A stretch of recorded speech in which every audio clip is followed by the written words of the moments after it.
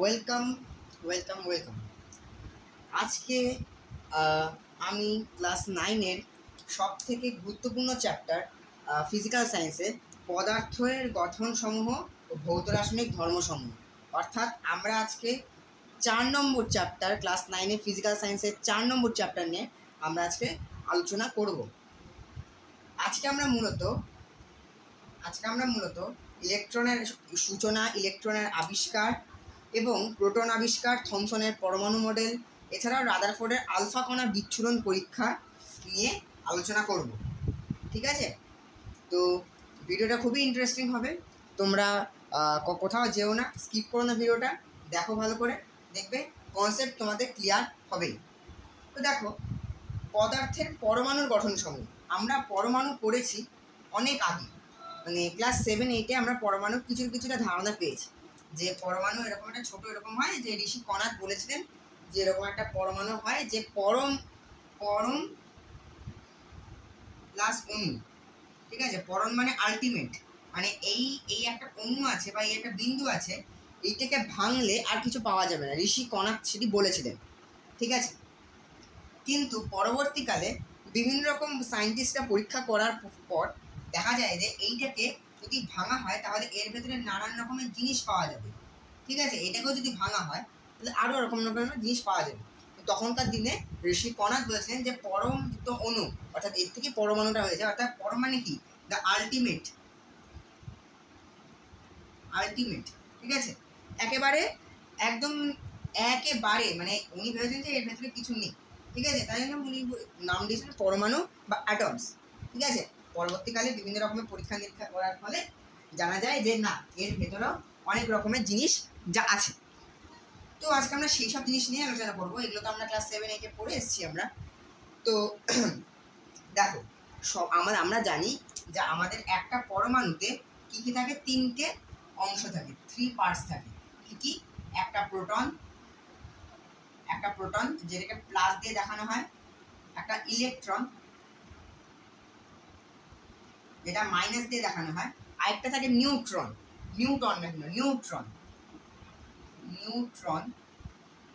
যেটাকে জাস্ট এরকম 0 বা এরকম 0 দিয়ে দেখানো হয়, কারণ এর ভেতরে কোনো চার্জ নেই, যেটা আমরা পরে করব। তো এই 3টে কণা রয়েছে কার মধ্যে, এর মধ্যে। বা সবার প্রথমে কোনটা আবিষ্কার হয়েছে? সবার প্রথমে ইলেকট্রন আবিষ্কার হয়েছে। ঠিক আছে, তাই ইলেকট্রনকে কি বলা হয় জানো? ইলেকট্রনকে মানে ইলেকট্রনের ভর কিন্তু সব থেকে কম। ইলেকট্রনের ভর হচ্ছে 9.11 × 10⁻⁻27 কেজি।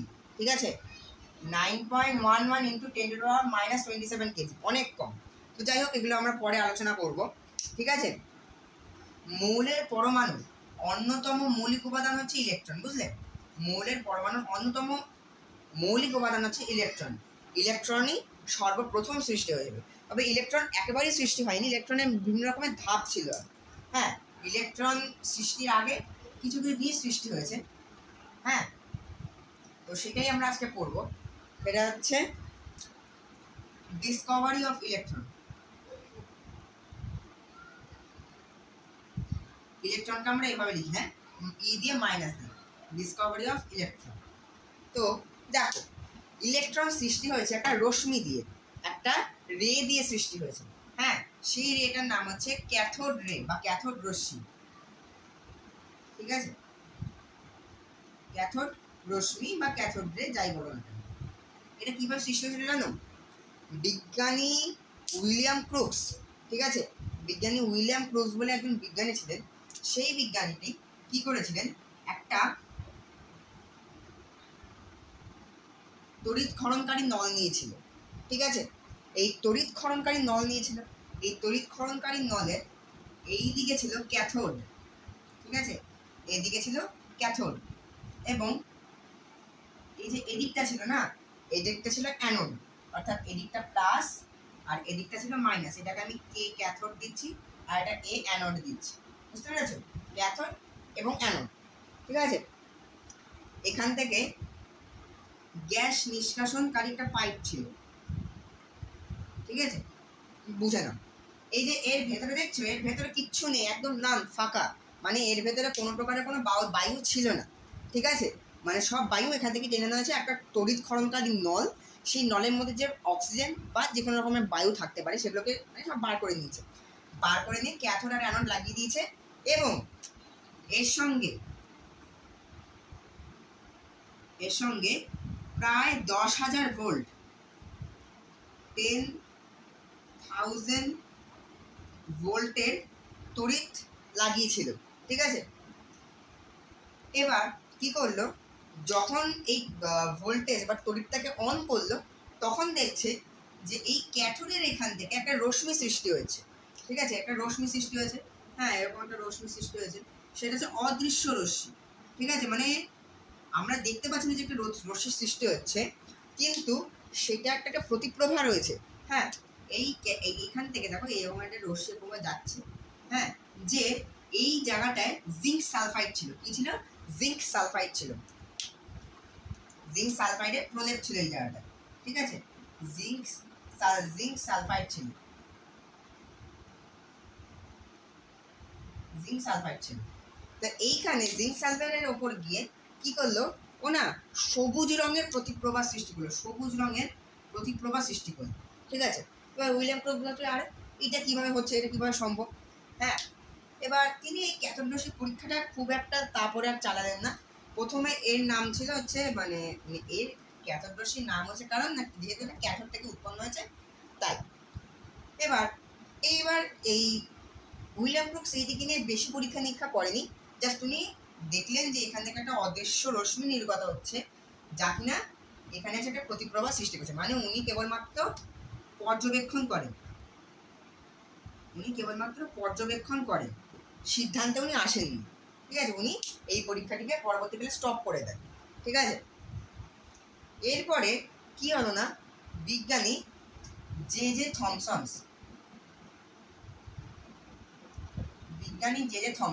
আসলো। বিজ্ঞানী জে থমসন অন্য একটা কি বল মানে অন্য একটা মানে বিজ্ঞানী, সে কি করলো না, ক্যাথোড রশ্মি নিয়ে বিভিন্ন রকমের আলোচনা করলো, যে মানে ক্যাথোড রশ্মি নিয়ে বিভিন্ন রকমের পরীক্ষা নিরীক্ষা করলো। এবার ক্যাথোড রশ্মি নিয়ে পরীক্ষা নিরীক্ষা করার জন্য তো কিছু তো লাগবে। এবার তিনি প্রথমে কি করেন, যে ক্যাথোড রশ্মিটা, এই যে অদৃশ্য রশ্মিটা দেখছো, এই অদৃশ্য রশ্মি এখানে একটা প্রপেলার বসিয়ে দেয়, মানে একটা পাখার মতন বসিয়ে দেয়। হ্যাঁ, এবার একটা পাখার মতন, জাস্ট লাইক এটা পাখার মতন বসিয়ে দিল, ঠিক আছে। এবার এই পাখার মতন বসানোর ফলে দেখা যাচ্ছে যখন এই রশ্মিটা যাচ্ছে এখান দিয়ে, তখন না এই প্রপেলারটা ঘুরছে, এরকম করে ঘুরছে। মানে প্রপেলারটা যদি এরকম থাকে, হ্যাঁ, প্রপেলারটা ঘুরছে, তাহলে একটা অদৃশ্য রশ্মি একটা প্রপেলারকে কিভাবে ঘোরাতে পারে। হ্যাঁ, এটাই তার মনে সন্দেহ লাগলো, একটা অদৃশ্য রশ্মিটা আবার অদৃশ্য, সেটা প্রপেলারকে কিভাবে ঘোরাচ্ছে বা এই পাখাটাকে কিভাবে ঘোরাচ্ছে।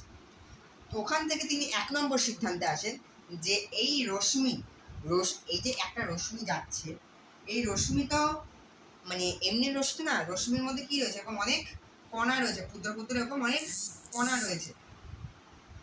আশা করি দেখতে পাচ্ছি সবাই, রশ্মির মধ্যে অনেক ক্ষুদ্র ক্ষুদ্র কণা রয়েছে।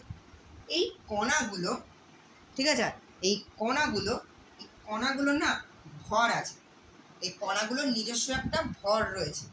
ভর থাকার জন্যই এই প্রপেলারটাকে সে কিন্তু ঘোরাতে পারছে। তাহলে 1 নম্বর কি না, ভর রয়েছে। 1 নম্বর কি না, ভর রয়েছে, টিক মার্ক দিয়ে দিলাম, ভর রয়েছে, ঠিক আছে। এবার মানে ওই বিজ্ঞানী উইলিয়াম ক্রোকস কি করলো না, এই প্রপেলার এখান থেকে সরিয়ে দিল, যেরকম থাকার সেরকমই চলছে, ঠিক আছে। এবার উনি কি করলো, এবার এটা উনি জানতে হবে যে এটা কি ধরনের রশ্মি বা কি ধরনের কণা, ওই যে রশ্মির মধ্যে কি ধরনের কণা রয়েছে। এবার তাহলে কি এখানে একটা পাত বসানো, তড়িৎ চুম্বকীয় পাত বা একটা ধনাত্মক আধান বসানো, আর এদিকে আরেকটা দিকে মাইনাস আধানযুক্ত একটা পাত বসালো। আশা করি সবাই দেখতে পাচ্ছ। হ্যাঁ, দুটো পাত বসিয়েছে। এবার এই পাত বসানোর পর হ্যাঁ দেখছে যে এই রশ্মিটা, জানো এই রশ্মিটা ধীরে ধীরে যেতে যেতে এদিকে এই যে এদিকে এরকম এরকম হয়ে যাচ্ছে। হ্যাঁ, এদিকে এরকম করে যাচ্ছে, কিন্তু এরকম করে বেঁকে বেঁকে বেঁকে বেঁকে বেঁকে বেঁকে যাচ্ছে, ঠিক আছে। এবার কেন বেঁকে বেঁকে যাচ্ছে, এই থেকে এবার আমরা জানি যে কোনো প্লাস জিনিস কোনো ধনাত্মক জিনিস কার দিকে আকৃষ্ট হবে? মাইনাসের দিকে আকৃষ্ট হবে। কোনো মাইনাস যুক্ত জিনিস কার দিকে আকৃষ্ট হবে? প্লাসের দিকে আকৃষ্ট হবে। তাহলে এই রশ্মিটা প্লাসের দিকে আকৃষ্ট হচ্ছে, তাহলে বোঝা যাচ্ছে যে এটা মাইনাস রশ্মি বা ঋণাত্মক আধানগ্রস্ত কণা। তাহলে এখানে বোঝা যাচ্ছে যে এর একটা নির্দিষ্ট আধান রয়েছে। 2 নম্বর কি পেলাম না, আধান রয়েছে, টিক মার্ক দিয়ে দিলাম, আধান রয়েছে। হ্যাঁ, কারণ ও যদি প্লাস হতো তাহলে ও মাইনাসের দিকে যেত, ঠিক আছে, ও গেল না। তো চলো এটাও ও কি করে দিল। এরকম করে উনি নানান রকম পরীক্ষা করে। হ্যাঁ, ভর রয়েছে, আধান রয়েছে, হ্যাঁ, এছাড়াও নানান রকমের তিনি পরীক্ষা করেন। এবার এই পরীক্ষা করার পর তিনি এই কণাগুলোর নাম দেন, কারণ ক্যাথোড রশ্মির নাম তো দেওয়া হয়ে গেছে, ক্যাথোড রশ্মি। এবার এইটার তিনি নাম দেন, ঠিক আছে। এই কণাগুলোর নাম দেন তিনি ইলেকট্রন। হ্যাঁ, কণাগুলির নাম দেন তিনি ইলেকট্রন। তো তোমরা জানোই ইলেকট্রন। এই গেল ইলেকট্রন, মানে কি হলো নাম তোমাদেরকে যদি বলি ভালো করে। হ্যাঁ, তাহলে সবার প্রথমে কি হচ্ছে না, সবার প্রথমে ক্যাথোড রশ্মি হচ্ছে। সবার প্রথমে ক্যাথোড রশ্মি সৃষ্টি হলো। এই ক্যাথোড রশ্মির মধ্যে এই যে একটা রশ্মি, মানে একটা যদি রশ্মি থাকে এরকম, ঠিক আছে, এই রশ্মির মধ্যে মানে একটা রশ্মি কি দিয়ে তৈরি হয়? অনেকগুলো কণা দিয়ে তৈরি হয়। হ্যাঁ, এরকম অনেক অনেক রকম কণা দিয়ে তৈরি হয়, এরকম অনেক কণা দিয়ে তৈরি হয়। এবার এই কণাগুলো কি ধনাত্মক না ঋণাত্মক, ভর রয়েছে কি ভর নেই, এছাড়াও বিভিন্ন রকমের পরীক্ষা করে তিনি দেখতে পান যে এই ভরগুলোর এই আধানও রয়েছে, আবার কি রয়েছে, ভরও রয়েছে। এবার এইটার তিনি এই কণাগুলোর তিনি নাম দেন কি না ইলেকট্রন। কণাগুলোর নাম দেননি ইলেকট্রন। এইভাবেই ইলেকট্রন কিন্তু মানে তৈরি হলো। এছাড়াও ইলেকট্রন উৎপন্ন, মানে ইলেকট্রন যখন সৃষ্টি হলো, ইলেকট্রন নামক কণা যখন সৃষ্টি হলো, তখন কিন্তু তারপরে কিন্তু তোমার বিজ্ঞানী মিলিকান আসলেন। মিলিকান মানে বিজ্ঞানী জে জে থমসন প্রুফ করে দিয়েছে যে এর আধান রয়েছে, এর ভরও রয়েছে। কিন্তু বিজ্ঞানী মিলিকান যখন আসলেন, মিলিকান কি করলেন, মিলিকান সর্বপ্রথম ইলেকট্রনের ভর নির্ণয় ও আধান নির্ণয় পদ্ধতি আবিষ্কার করেছে। এটা তোমরা একটু জেনে রাখো, তোমাদের বইতেও থাকতে পারে, না থাকলে শুনে নাও। বিজ্ঞানী মিলিকান সর্বপ্রথম ইলেকট্রনের ভর ও আধান নির্ণয় করেছিলেন, ঠিক আছে, 1911 খ্রিস্টাব্দে। তো এইভাবেই ইলেকট্রনের পরীক্ষাটা হয়। এবার আমি কি বললাম তোমাদের, কোথাও মাইনাস থাকলে, অর্থাৎ কোথাও ঋণাত্মক কণা থাকলে সেখানে ধনাত্মক কণা থাকবেই, ঠিক আছে, থাকতেই হবে। আবার কোনো ধনাত্মক কণা থাকলে ঋণাত্মক কণা সেখানে কি থাকতেই হবে। যেমন আমাদের পৃথিবীর দুটো পোল, একটা নর্থ পোল, একটা সাউথ পোল। হ্যাঁ, একটা ধরে নাও একটা মাইনাস একটা প্লাস, ঠিক আছে। নর্থ পোল আর সাউথ পোলকে যদি একসাথে করা হয় থাকবে, কিন্তু নর্থ আর নর্থকে একসাথে রাখলে কিন্তু হবে না, ঠিক আছে। তো এখানেও তেমনি মাইনাস থাকলে প্লাস থাকবে, প্লাস থাকলে মাইনাস থাকবে, মাইনাস মাইনাস থাকবে না, ঠিক আছে। তো এইভাবে ইলেকট্রনের পরীক্ষাটা হলো। এবার আমরা যাব কিভাবে মানে প্রোটন কিভাবে সৃষ্টি হলো। তো এই জিনিসগুলোকে প্রথম দিকে যে জিনিসগুলো, এগুলোকে মুখস্থ করতে যাবে না, এগুলোকে ভালো করে একটু বুঝে না গল্পের আকারে। হ্যাঁ, তাই হবে। কেমিস্ট্রির এই পার্টটা খুবই সুন্দর এবং সোজা পার্ট একদম, ঠিক আছে। তো দেখো এখন আমরা যাব প্রোটন আবিষ্কার, ঠিক আছে, ডিসকভারি অফ প্রোটন, প্লাস দিলেন, ডিসকভারি অফ প্রোটন। দেখো প্রোটনের আবিষ্কারটা কিন্তু অতটা কঠিন ছিল না, মানে প্রোটন মানে কি ধনাত্মক, তো ধনাত্মক প্রোটন আবিষ্কারটা কঠিন ছিল না। আমি তোমাদেরকে বললাম যে কোথাও যদি মাইনাস থাকে তাহলে প্লাস থাকবেই, এটা থাকতেই হবে, এটাই শাশ্বত। হ্যাঁ, এটাই শাশ্বত, এটাই হচ্ছে ইউনিভার্সাল ট্রুথ, যে কোথাও মাইনাস থাকলে কোথাও প্লাস থাকবেই, কোথাও বাজে থাকলে কোথাও ভালো থাকবেই, এটাই ইউনিভার্সাল ট্রুথ, এটাই শাশ্বত, ঠিক আছে। তো যদি কেউ যদি একবার মাইনাস তো প্রুফ করে দিয়েছে যে মাইনাস রয়েছে, তাহলে প্লাস বের করতে তাহলে আর সমস্যা কি তাহলে? হ্যাঁ, তাহলে কি করলো এই তাহলে তোমার সে প্লাস প্রুফ করা যাবে। প্লাস কীভাবে প্রুফ করলো না, প্রোটন আবিষ্কার কীভাবে হয়েছে, ঠিক আছে। প্লাস মানে কি প্রোটন। দেখো প্লাস প্রমাণ করা হয়েছিল এইভাবে যে বিজ্ঞানী গোল্ডস্টাইন তোমার ভেবেছে একটা বিজ্ঞানী গোল্ডস্টাইন, মানে প্রুফ করেছিলেন কে না গোল্ডস্টাইন।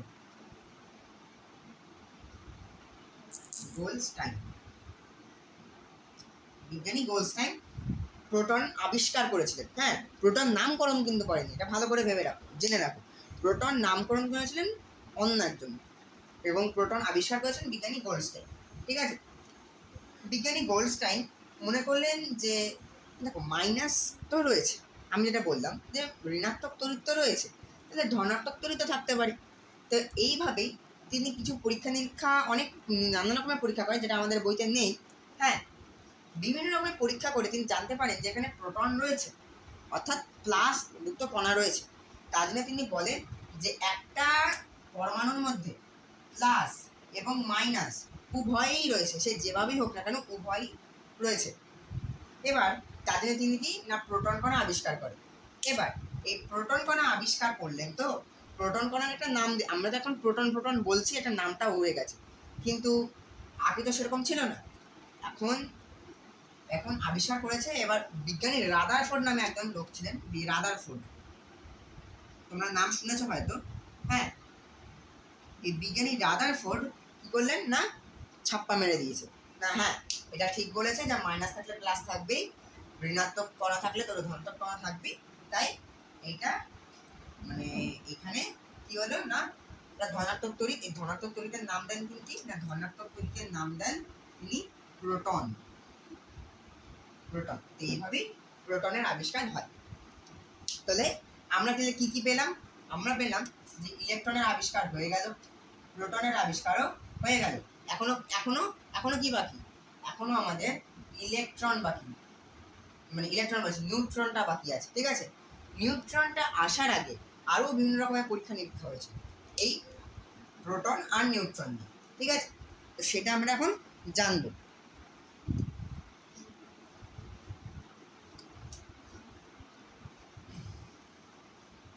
দেখো, আমরা প্রোটন আর নিউট্রনের আবিষ্কার তো আমরা পেয়ে গেলাম। আমরা এবার কি করলেন না বিজ্ঞানী গোল্ডস্টাইন, মানে সরি বিজ্ঞানী গোল্ডস্টাইন বিজ্ঞানী জে জে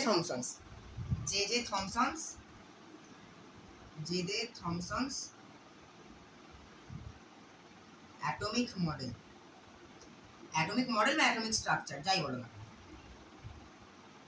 অ্যাটমিক মডেল বা অ্যাটমিক স্ট্রাকচার কি একটা মডেল, যে মডেলে মানে দেখাবে যে কীভাবে পরমাণুটা থাকে। কারণ দেখো এই পেনের মধ্যেও পরমাণু রয়েছে, কিন্তু এই পেনটাকে ভেঙে আমি তো একদম পুরো এটা দেখতে পারবো না, মানে লোকে একটা আন্দাজভাবে একটা তৈরি করে, নিজের মন থেকে একটা তৈরি করে। তো যাই হোক, বিজ্ঞানী জে থমসন তাই করলেন। কি করলেন না বিজ্ঞানী জে থমসনের মডেলকে প্লাম পুডিং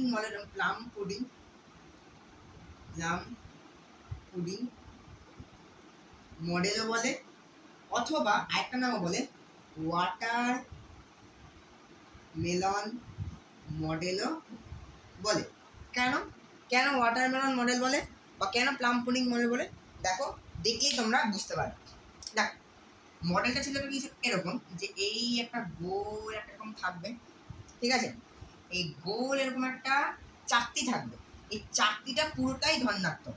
ঠিক আছে, এই চাকতিটা পুরোটাই কি না প্লাস বা পজিটিভ। ঠিক আছে, পুরো চাকতিটাই, মানে যদি পুরো চাকতিটা যদি পুরোপুরি ফাঁকা থাকে পুরোটাই কি না ধনাত্মক বা পজিটিভ। ঠিক আছে, এবার আমরা জানলাম কি না প্লাস থাকলে মাইনাস থাকলে, মাইনাস থাকলে প্লাস থাকে। তো বিজ্ঞানী জে থমসন কি ভাবলেন না এই পুরোটা যেহেতু মানে পরমাণু তো নিস্তড়িত হয়, মানে যতগুলো প্রোটন থাকবে ঠিক ততগুলোই ইলেকট্রন থাকবে, বা যতটা প্রোটন থাকবে ততটা ইলেকট্রন থাকবে, এরকম ব্যাপার। তো উনি কি ভাবলেন যেহেতু নিস্তড়িত, তাই এরকম একটা পুরোটা গোলকটা হচ্ছে পুরোটা ধনাত্মক বা পজিটিভ, আর এর মধ্যে মাইনাস এরকম করে ছড়িয়ে থাকবে। ঠিক আছে, এর মধ্যে এরকম করে মাইনাস এরকম করে ছড়িয়ে থাকবে।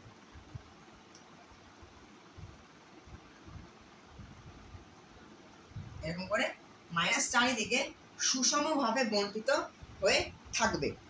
ওনার ধারণা ছিল যে এটাই পরমাণু।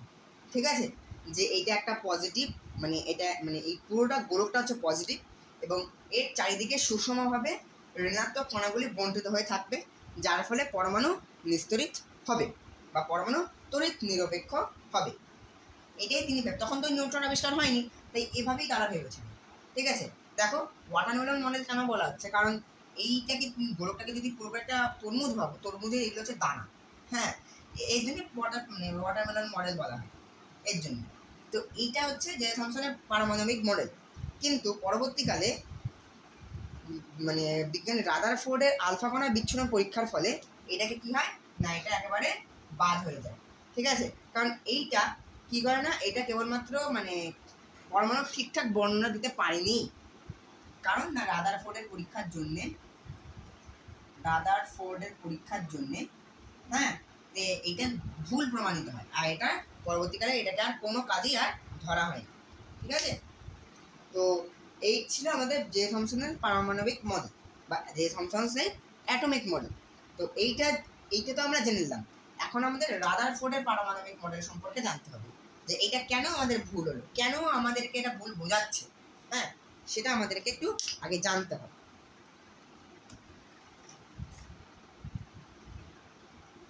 খুবই সোজা, হ্যাঁ এর পর থেকে একটু কঠিন হয়ে আসবে, একটু কঠিন না, কঠিন মানলেই কঠিন, সোজা মানলেই সোজা।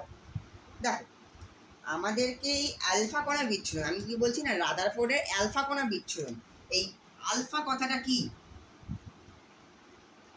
এই আলফা কথাটা কি আমরা কি জানি? আমরা তো জানি না আলফা কথাটা কি।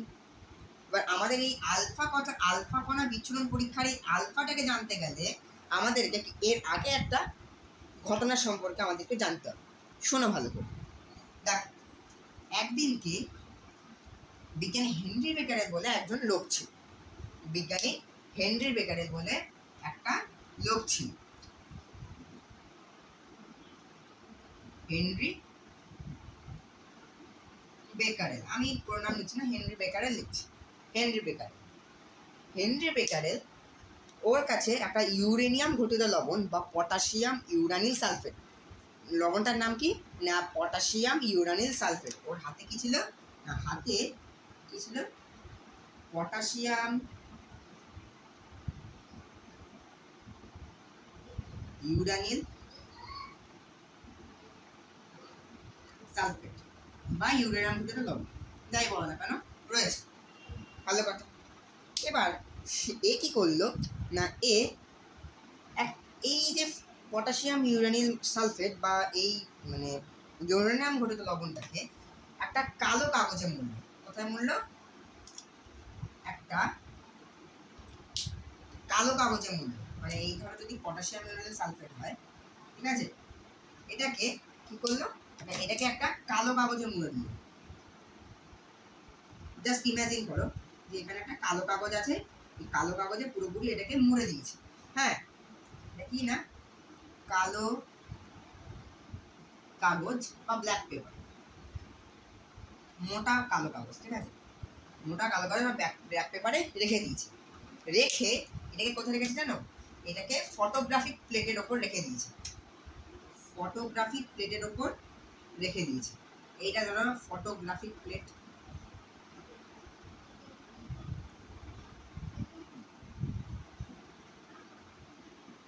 এই ফটোগ্রাফিক প্লেটের ওপর রেখে দিয়েছে। এই ফটোগ্রাফিক প্লেটের ওপর রেখে দিয়ে সে চলে গেছে। এবার সে মানে পরবর্তীকালে দেখতে পেল যে এই ফটোগ্রাফিক প্লেটের ওপরেও আমি কালো কাগজ দিয়ে একটা এই পটাশিয়াম ইউরানিল সালফেটকে কালো কাগজ দিয়ে মুড়ে আমি ফটোগ্রাফিক প্লেটেও রেখে দিলাম। কালো কাগজ দিয়ে মুড়ে রাখার ফলেও কি দেখতে পেল না, এই যে এর যে প্রতিচ্ছবি মানে ফটোগ্রাফিক প্লেটের ওপর যে এই পটাশিয়াম ইউরানিল সালফেটের কিছু কি না প্রতিচ্ছবি উঠে আসলো, এরকম এরকম এরকম এরকম কিন্তু কিছু আবছা আবছা প্রতিচ্ছবি উঠে এসেছে। এবার সেটা দেখলো এবং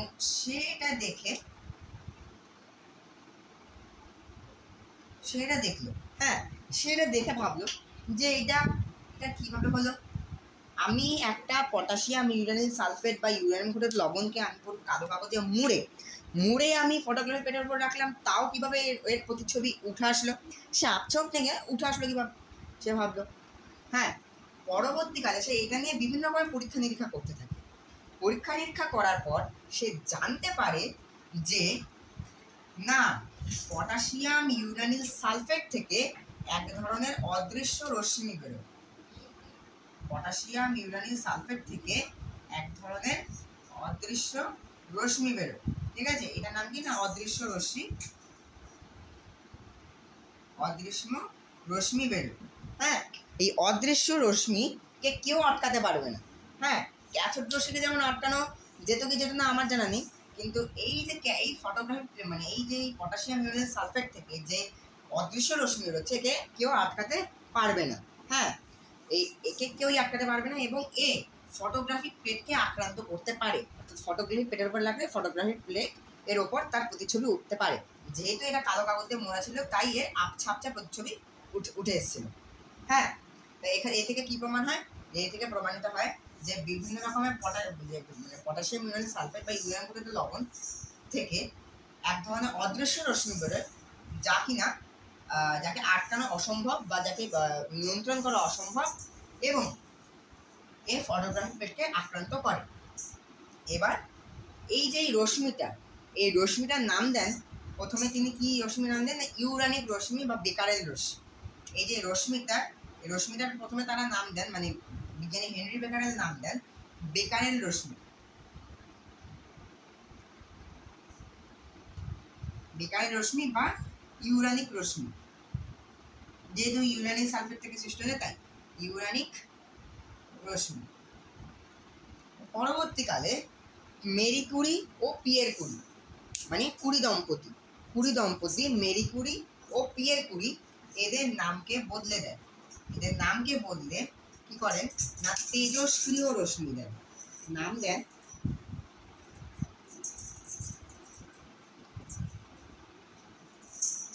তেজস্ক্রিয় রশ্মি, ঠিক আছে? Radio active ব্রেজ।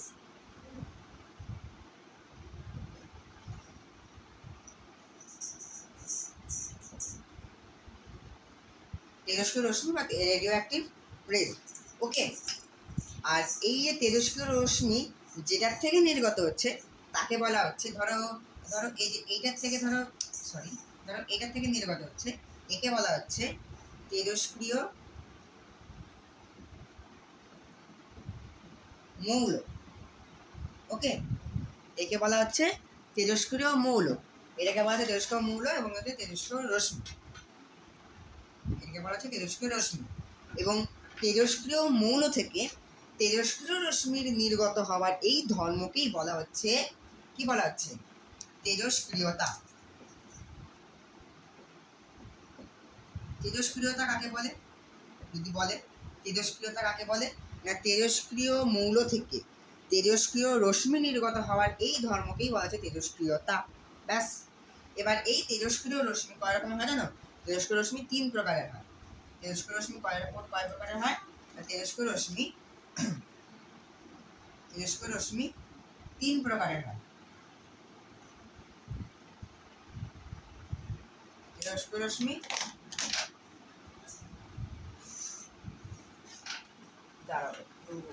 ভুলে গেছে, আচ্ছা যাই হোক, তেজস্ক্রিয় রশ্মি 3 প্রকারের হয়।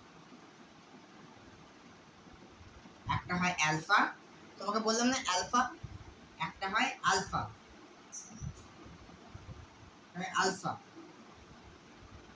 হ্যাঁ, একটা হয় বেটা, এরকম বিটা, আরেকটা হয় গামা, একটা হয় গামা, ঠিক আছে? এবার এই রশ্মি কয় প্রকারের? তেজস্ক্রিয় রশ্মি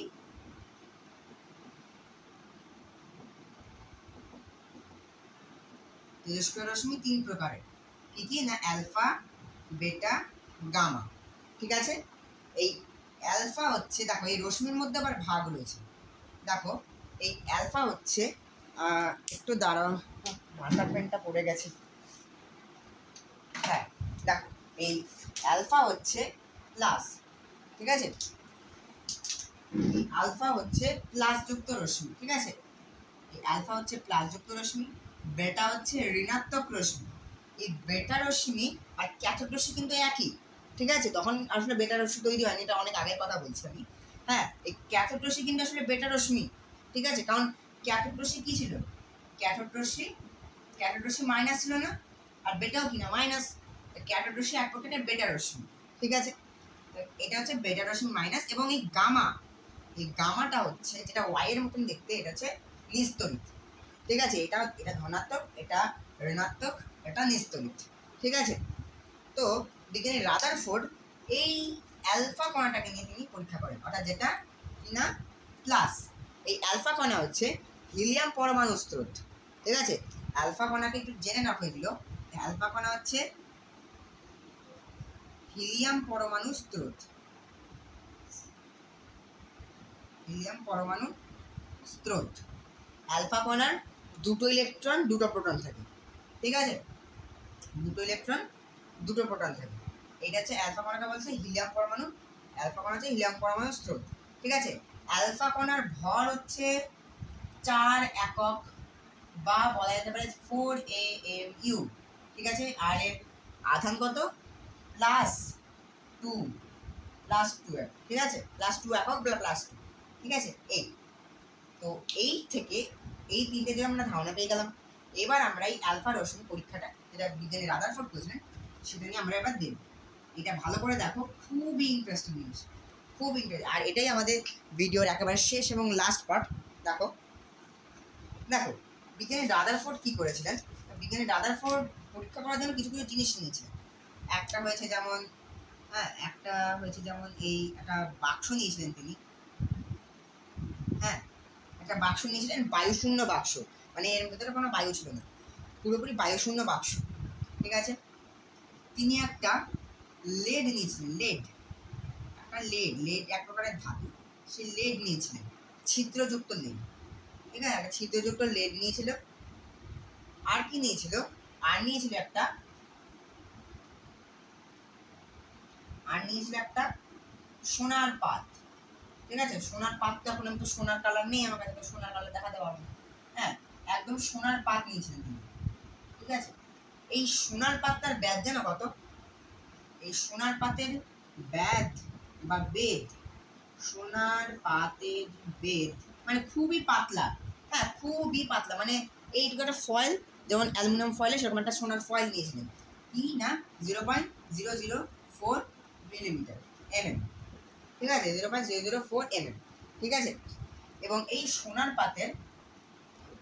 পাতের চারিদিকে ছিল জিঙ্ক সালফাইডের প্রলেপ, ঠিক আছে।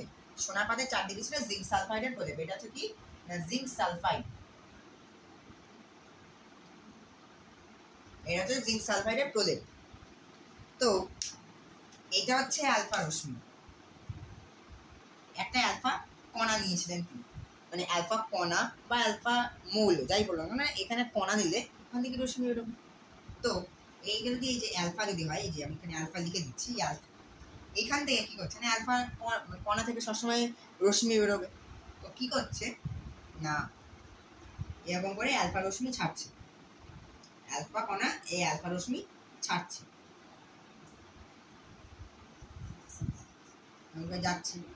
যাচ্ছে, ঠিক আছে, ভালো করে যাচ্ছে এরকম করে যাচ্ছে। অ্যালফা কণা কিন্তু অ্যালফা কণা, হ্যাঁ, অ্যালফা কণা যাচ্ছে ভালো কথা, যাচ্ছে,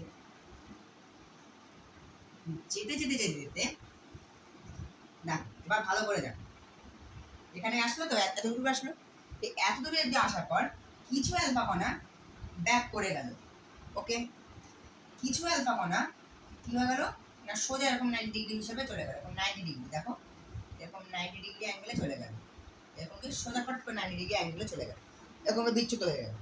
আবার কিছু হ্যাঁ এরকম করে বিচ্যুত হয়ে যাচ্ছে, হ্যাঁ, আবার কিছু এরকম এভাবে বিচ্যুত হয়ে যাচ্ছে, ঠিক আছে। হ্যাঁ, কিছু আবার বেশিরভাগ সোজা এরকম করে ছেদ করে চলে আসছে, ঠিক আছে। কিন্তু কিছু এরকম বাঁ দিকে ডান দিকে 90 ডিগ্রি অ্যাঙ্গেলে, আবার কিছু এরকম করে ফিরে চলে আসবে। বেশিরভাগ এরকম কি হচ্ছে না, বেশিরভাগ এরকম ছেদ করে বেরিয়ে যাচ্ছে, খুব সামান্য 2000-এর মধ্যে একটা বা দুটো এরকম বলতে গেলে এরকম করে ব্যাক করে চলে আসছে। তো রাদারফোর্ড এটা ছিল পর্যবেক্ষণ আমাদের, এটা ছিল আমাদের পর্যবেক্ষণ। এই পর্যবেক্ষণে দেখলাম যে আমরা যে এখান থেকে যাচ্ছে, কিছু কিছু কণা ডান দিকে বা দিকে বেঁকে যাচ্ছে, কিছু কিছু কণা বা 90 ডিগ্রি অ্যাঙ্গেলে বেঁকে যাচ্ছে, আবার কিছু কিছু আবার 180 ডিগ্রি অ্যাঙ্গেলে, মানে একেবারে ফিরে আসছে। তো এটা কেন হচ্ছে? এটা পর্যবেক্ষণ দেখলেন। তো তিনি সিদ্ধান্তে যখন গেলেন, তিনি কিছু কিছু বললেন। কি বললেন? দেখো, আমি তোমাদেরকে সিদ্ধান্তে আসার আগে একটা জিনিস বলে দিই। দেখো, এই যে ধরো পেনটা, এই পেনটার মধ্যে কিন্তু হাজার হাজার পরমাণু রয়েছে, এবং এই পরমাণুর মধ্যে অনেক ইলেকট্রন, অনেক প্রোটন, অনেক নিউট্রন রয়েছে। ঠিক আছে? তো তো আমি যদি এর উপর যদি রশ্মি ফেলতাম, তাহলে এখান থেকেও কিছু ডান দিক বাদিক বেঁকে চলে যেত। তো এই সোনার পাতের মধ্যে অনেক ইলেকট্রন রয়েছে, অনেক পরমাণু রয়েছে। তো তিনি কি করলেন, যখন এই পরীক্ষাটা যখন হচ্ছিল, তখন তিনি আণুবীক্ষণিক যন্ত্রের সাহায্যে যে কোনো একটা পরমাণুকে তিনি কি করলেন না নজর দিলেন। একটা পরমাণুতে এখানে তো অনেক ইলেকট্রন প্রোটন, অনেক পরমাণু রয়েছে, তার মধ্যে তিনি যে কোনো একটা পরমাণুকে তিনি নজর দিলেন। একটা পরমাণুকে নজর দেওয়া মানে এক সব করার একই এক। তো তিনি দেখলেন যে পরমাণুটা কিছুটা এই রকমের ছিল, হ্যাঁ, পরমাণুটা কিছুটা এরকম ছিল, এই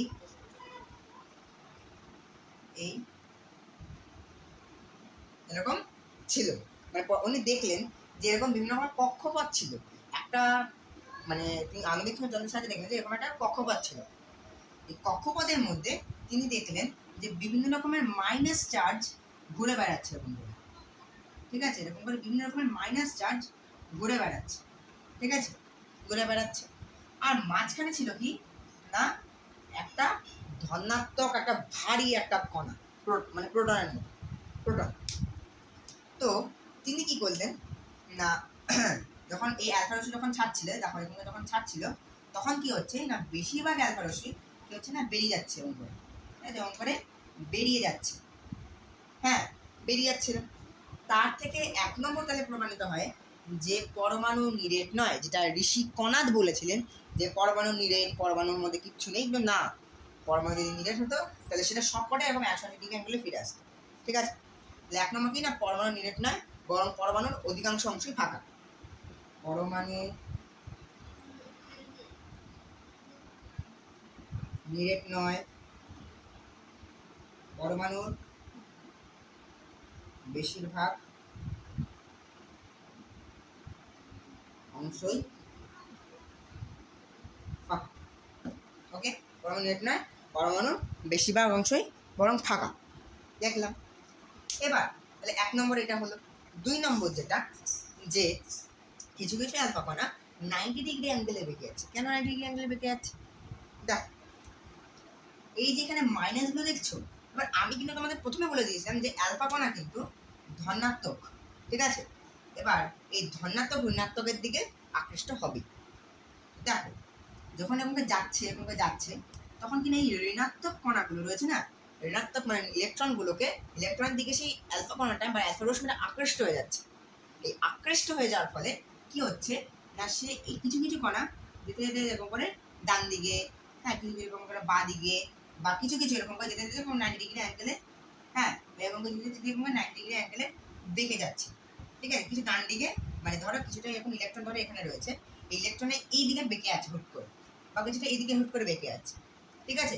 বাট বেশিরভাগ কেন এরকম সোজা বেরিয়ে গেছে না, কারণ এটা যেহেতু ধনাত্মক কণা, এবং ধনাত্মক কণার ভর ঋণাত্মক কণার চেয়ে বেশি, তাই ওকে উপেক্ষা করে সে বেশিরভাগ কণায় কিনা এরকম করে বেরিয়ে গেছে। কিন্তু কিছু কিছু আছে না, একটু আছে নড়বড়ে আছে, হ্যাঁ, সেরকম কিছু কিছু কিনা এই যে ইলেকট্রনগুলোর দিকে এরকম করে আকৃষ্ট হয়ে ডান দিক বাদিক 90 ডিগ্রি অ্যাঙ্গেলে বিচ্যুত হচ্ছে। হ্যাঁ, তাহলে কি না 1 নম্বর কি না ঋণাত্মক, আমি শর্টে লিখছি যে ঋণাত্মক কণা রয়েছে। তিনি এই দুটো প্রুফ করলেন যে ঋণাত্মক কণাও রয়েছে। হ্যাঁ, 4 নম্বর যেটা, সেটা খুবই ইম্পর্টেন্ট জিনিস, সেটা হচ্ছে কিছু কিছু অ্যালফা কণা, একটু মুছে দিয়ে যাওয়াগুলোকে। হ্যাঁ, কিছু কিছু অ্যালফা কণা দেখছি যে এরকম করে যাচ্ছে, যে আবার ফিরে আসছে, যাচ্ছে, যে আবার ফিরে আসছে। কেন ফিরে আসছে? এরকম করে যাচ্ছে, যে ফিরে আসছে, কেন ফিরে আসছে? ভালো করে দেখো এখানে কে রয়েছে, এটা কি। ভালো করে যদি একটু লক্ষ্য করো, তাহলে এখানে দেখো কে রয়েছে, এটাকে। এখানে রয়েছে প্রোটন বা প্লাস রয়েছে। হ্যাঁ, এবার আমরাও জানি যে অ্যালফা কণা হচ্ছে ধনাত্মক কণা। এবার এটাও ধনাত্মক, অ্যালফা অবশ্য ধনাত্মক, আবার এটাও ধনাত্মক। দুটোই ধনাত্মক হলে কি হবে? প্লাস আর প্লাস দুটোই কি হবে? বা বিকর্ষণ করবে না একে অপরকে, তাই তো? প্লাস মাইনাস আকর্ষণ করছিল, তাই এদিক ওদিক আকৃষ্ট হয়ে যাচ্ছে, বিচ্যুত হচ্ছে। প্লাস মাইনাস তো বিকর্ষণ করবে, তাই কি হচ্ছে? এবার যাওয়ার পরেও সে আবার টক করে ফিরিয়ে দিচ্ছে আবার। হ্যাঁ, এবং এই যে ভেতরে যে জিনিসটা রয়েছে না, এই যে প্লাসটা, এটা খুবই ভারী, এই অ্যালফা কণার চেয়েও খুব ভারী, যার ফলে এই গতিশীল অ্যালফা কণাকে, গতিশীল মানে অ্যালফা রশ্মির তো ভর রয়েছে, এই অ্যালফা রশ্মির সেই ভরযুক্ত অ্যালফা রশ্মি প্লাস সেই গতিশীল অ্যালফা রশ্মিকেও সে আবার কিনা নিজের পথে আবার ফিরিয়েছে। তাহলে ভাবো এর মধ্যে কত শক্তি আছে, ঠিক আছে? এবার সে ভাবলো যে এর মধ্যে কিছু না কিছুটা রয়েছে, তাহলে এবার সে দেখছে যে খুব কম অংশে, হ্যাঁ, মানে 10⁻⁻13 সেন্টিমিটার, মানে এর যে ব্যাসটা, মানে এই যে পরমাণুর যে ব্যাসটা, ঠিক আছে, এই যে পরমাণুর যে ব্যাসটা, এটা পুরো 10⁻⁻13 সেন্টিমিটার, মানে খুব এত বড় একটা পরমাণুতে খুব অল্প একদম কম্প্রেসড জায়গাতে রয়েছে, খুব অল্প জায়গাতে রয়েছে। তাই এর চাপ বেশি, মানে তাই এর ঘনত্ব বেশি, মানে চাপ এর বেশি, তাই ঘনত্ব হয়ে গেছে বেশি, ঘনত্ব বেশি। হ্যাঁ, এর মধ্যে কি না মধ্যস্থানে ধনাত্মক কণার উপস্থিতি, ঠিক আছে, মধ্যস্থানে ধনাত্মক কণার উপস্থিতি মানে এর মধ্যে রয়েছে। এবার আরেকটা প্রমাণ হয় যে দেখো এখানে যে পরমাণু রয়েছে, মানে এখানে যে প্রোটনটা রয়েছে, এবার এই প্রোটন যেরকম হচ্ছে থাক, তো এই যে এখানে ইলেকট্রনগুলো রয়েছে, যতটা পরিমাণ প্রোটন রয়েছে ততটা পরিমাণ ইলেকট্রন রয়েছে। তো আরেকটা প্রমাণ হয় যে পরমাণু সম্পূর্ণরূপে তড়িৎ প্রসম,